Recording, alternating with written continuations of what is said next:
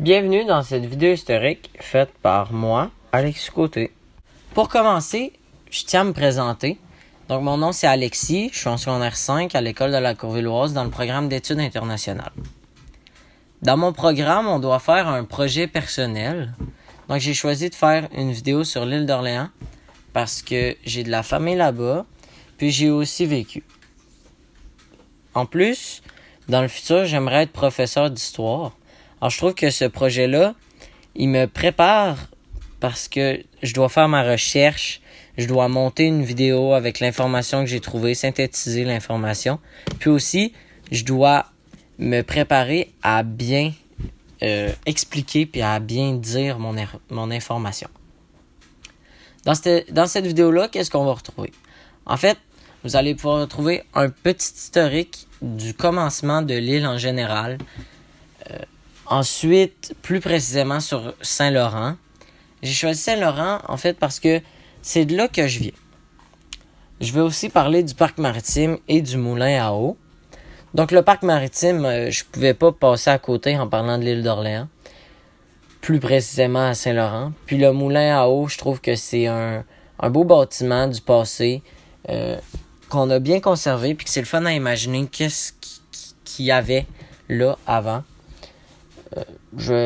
Donc c'est ça. Je vais ensuite finir en parlant de quelques personnes qui ont habité l'île. Puis tout au long de la vidéo, il va y avoir quelques petites anecdotes. Bien avant l'arrivée des Français, l'île était habitée par des peuples des Premières Nations. Jacques Cartier, lui, découvre l'île en 1535 lors de son deuxième voyage vers le soi-disant Nouveau Monde. Il lui donne le nom de Bacchus en raison du nombre de vignes qu'il y avait à l'époque. Bacchus était le dieu du vin dans la mythologie romaine. Un an plus tard, il lui donna le nom de l'île d'Orléans en honneur à Henri II, qui était à l'époque duc de l'Orléans. L'île est un endroit stratégique. L'agriculture y est facile et l'accessibilité à l'eau l'est encore plus. C'est donc pourquoi elle est l'un des premiers sites de colonisation en Nouvelle-France en 1636. La seigneurie se crée de façon typique. Les terres de la seigneurie furent disposées en longues bandes étroites, allant du bord du fleuve Saint-Laurent jusqu'au milieu de l'île. En 1650, les premiers colons arrivent et en 1660, le défrichage commence. Pendant ce temps, les Iroquois ont chassé les Hurons de leurs terres. Ceux-ci sont venus s'installer à Québec, mais aussi à l'île. Les Iroquois et les Hurons ont négocié pendant plusieurs années pour que finalement les Iroquois attaquent les Hurons en pleine nuit. Les Hurons s'occupaient de leurs champs. Le gouverneur, à ce moment, décide de ne pas intervenir pour ne pas compromettre le sort de la colonie. Cependant, les Iroquois, plus tard, ont décidé de s'attaquer à des villages français comme à Trois-Rivières, Montréal, Québec et, bien évidemment, l'île. Plusieurs colons ont été capturés. M. Tracy a négocié le retour des captifs français. Une petite anecdote, Anne Baillargeon s'est fait capturer à 9 ans et a vécu 9 ans avec les Iroquois. Lorsque l'entente avec les Iroquois fut effectuée, elle dut retourner à son village à contre-cœur.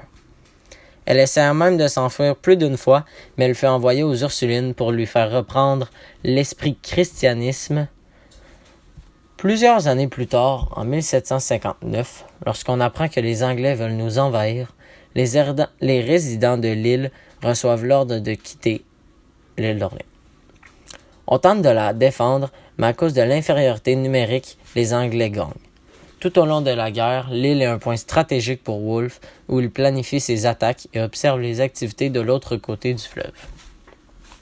Après une défaite, il bat en retraite sur l'île où il est en sécurité et il décide de brûler et de détruire les villages. Pourquoi pas une autre anecdote? Lors de cette invasion, le curé du moment à Saint-Laurent avait laissé une lettre sur l'église demandant à Wolfe de garder cette église intacte. Et par pitié, Wolfe ne la détruisit pas.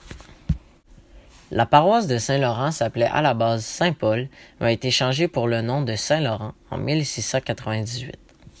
La première église a été construite en 1697 et c'est celle-là que Wolfe décida de ne pas détruire. Les habitants de l'île ont construit en 1861 l'église actuelle car l'autre était trop vieille. Une autre anecdote. Le chœur des églises est orienté vers l'est selon une tradition du 11e siècle. elles sont orientées vers le soleil levant, qui signifie la lumière apportée par le Christ. En 1861, il y avait à l'époque 833 habitants. Ceux-ci étaient majoritairement des agriculteurs comme dans ma famille ou des travailleurs dans le chantier maritime, mais il y avait aussi plusieurs pêcheurs, que ce soit de métier ou seulement de passion. Ces personnes ont une grande fierté et un sentiment d'appartenance vis-à-vis l'île. Une chose qui revient aussi souvent est qu'ils sentent le besoin d'être proches de l'eau. Le fleuve est une partie d'eux. En 1774, le chemin royal fut construit tout autour de l'île et en 1935, le pont fut construit. Une anecdote pour la route. Les gens de l'île en général se faisaient souvent appeler les sourciers. Les gens de Beaupré, Beaumont et Saint-Michel voyaient des lutins danser sur les rives à la lueur des torches et au son métallique. En réalité, à cause des marées, on vidait les filets et les cages de pêche à anguilles la nuit. C'est pourquoi on s'éclairait avec des torches et le son métallique peut être expliqué par les cages. Dans ce chantier naval, plus de 400 chaloupes étaient créées par année, au 19e siècle. Au fil des années, on y construit aussi des bateaux à voile, comme des goélettes, mais aussi des bateaux à propulsion mécanique. On y accueillait beaucoup de touristes et de bateaux étrangers. Les familles aux alentours en profitaient. Elles avaient souvent plusieurs chambres à l'étage et louaient ces chambres aux travailleurs.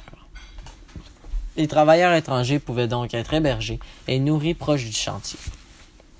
Ovide Filion, lui, a construit le chantier maritime. Dans celui-ci, on réparait majoritairement les goélettes et les gens pouvaient aussi les hiverner. Lorsque le cabotage prit fin, l'entreprise dut fermer ses portes par manque de travail.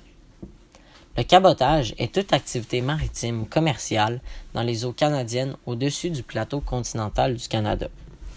Ces activités doivent être liées au transport, à l'exploration ou à l'exploitation des minéraux et des ressources non biologiques du plateau continental.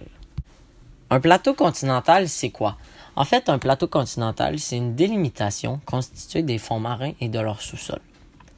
Une vidéo très bien réalisée qui explique tout ce qu'il y avait autour du chantier maritime, faite avec des gens de l'île, se trouve en description.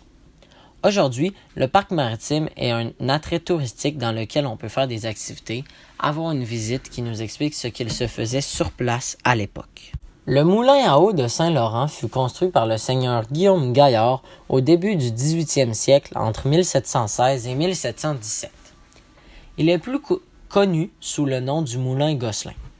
En effet, ceux-ci en ont fait l'acquisition en 1758 et pendant 4 générations, ils ont occupé le poste de meunier.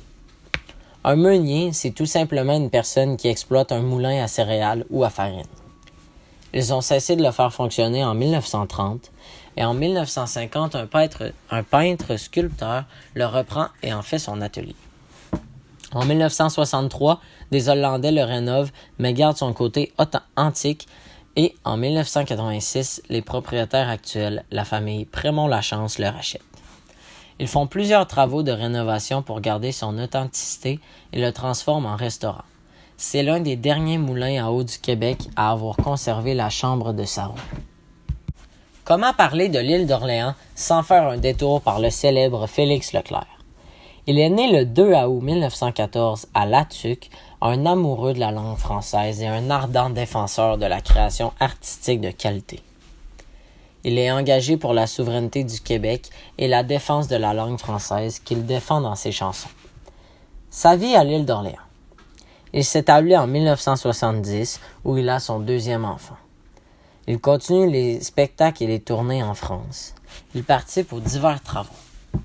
Félix a battu des sentiers, défriché des terres et des champs, posé des clôtures, creusé des fossés, refait des ruisseaux, trouvé des lacs et des rivières dans le pays de la chanson où, aujourd'hui, nous allons nous baigner, cultiver, marcher et vivre plus facilement parce qu'il y a eu quelqu'un pour le déboiser, dit Gilles Vigneault. Il est mort le 8 août 1988 et a été inhumé à la paroisse de Saint-Pierre. Se faire inhumer est se faire mettre en terre avec les cérémonies ordinaires. D'autres artistes ont choisi l'île pour s'installer et créer des œuvres représentatives de la vie qu'ils menaient, comme ceux-ci. Horatio Walker, qui a vécu à Sainte-Pétronille de 1885 jusqu'à sa mort en 1938. Le peintre suisse André Bellier a vécu à l'île d'Orléans de 1927 à 1930 et l'artiste québécois Marc-Aurèle Fortin de 1930 à 1933. J'espère que la vidéo vous a plu. Bien entendu, j'aurais pu parler de bien d'autres choses, mais je voulais vraiment faire une vidéo pour parler des choses moins connues de tous. Je voulais pas faire une vidéo trop longue pour vous surcharger, puis bien entendu, tous les commentaires pour m'aider sont appréciés.